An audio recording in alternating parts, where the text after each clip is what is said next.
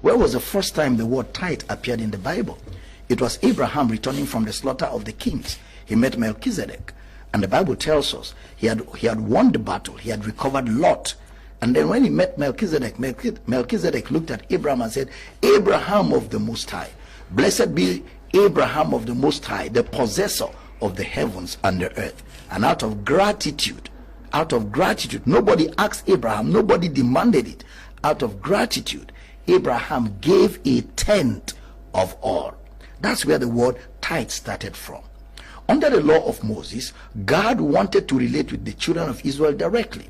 And the children of Israel said to God, no, we don't want to relate with you directly. We are appointing Moses as a mediator. You talk to Moses, Moses will talk to us. If we want to talk to you, we will tell Moses. Moses will tell you. So men appointed Moses their mediator between them and God.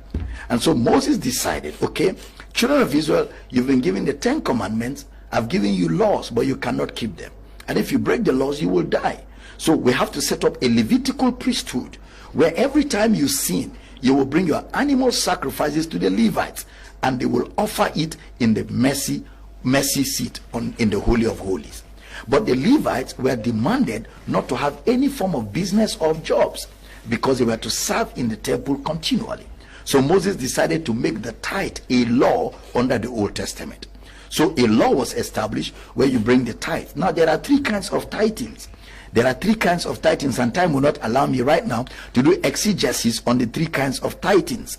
But with the permission of Mr. Leo, if you reach Mr. Leo with an email or a text or a chat on WhatsApp, I can give him the full teaching on tithes to send free to anybody who wants. It's about 17 to 20 hours of teaching on the tithe. And you will see that the tithe is no more an obligation for a Christian today. In the New Testament, we don't pay tithe, but there are lessons we learn from the tithe. Romans chapter 15 verse 4 tells us, whatever things were written aforetimes, they were written for our learning, that we through patience and comfort of the scriptures might have hope. So there are things to learn from the tithe. Why don't we pay tithe today? The Bible tells us that the New Testament is built on the foundation of the apostles and prophets. Jesus himself, the chief cornerstone, meaning that Christianity is apostolic and historic, meaning what Jesus never did, we're not supposed to do. What the apostles of the Lamb, the 12 disciples of Jesus, never did, we're not supposed to do. Jesus never paid tithe. He never received tithe. Peter, Paul, James, John, all of them never paid tithe.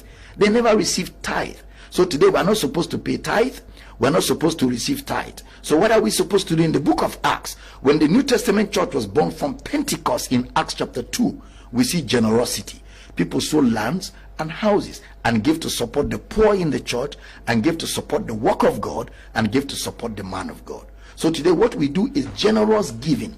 You don't give a percentage to a man that is born of the Spirit. He's led of the Spirit. But in our DNA is generosity. We give to support the work of God.